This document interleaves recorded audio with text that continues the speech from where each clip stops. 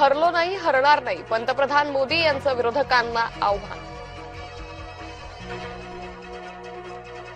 तृणमूल, सपा आणि काँग्रेस हे पक्ष महिलांचे अपराधी, पंतप्रधान नरेंद्र मोदी यांची थेट टीका.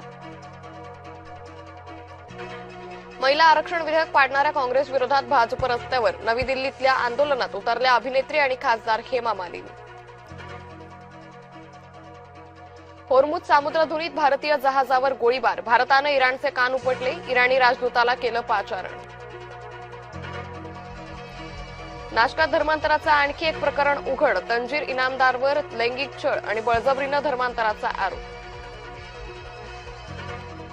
ठाकरे समर्थकांची चिडचिड, खासदार निशिकांत दुबेंच्या फोटोला मारले जोडे.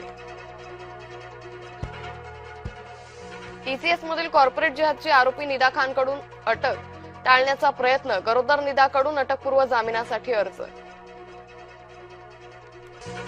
नाशिक टीसीएस मधील कॉर्पोरेट जिहादचे आरोपी 2 दिवस कोठडीत, आरोपी शफी शेख, रजाक मेमन यांच्या एसआयटी कोठडीची मागणी मान्य.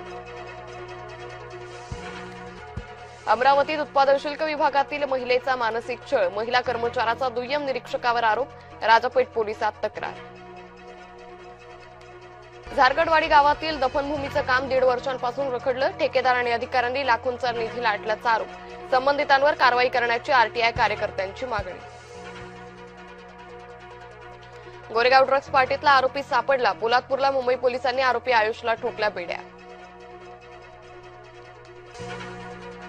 चौथ्या गुन्ह्यातही खरातला न्यायालयीन कोठडी, खरात प्रकरणात न्यायालयाचा आदेश. गोंदू खरातनं जमवली 500 कोटींची माया, महिनाभरात नाशिक ते अहिल्यानगर पर्यंत खरातवर 16 गुन्ह्यांची नोंद. जेएनपीएच्या कंटेनर यार्डात भीषण आग, अग्निशामक दलानं मिळवलं आगीवर नियंत्रण.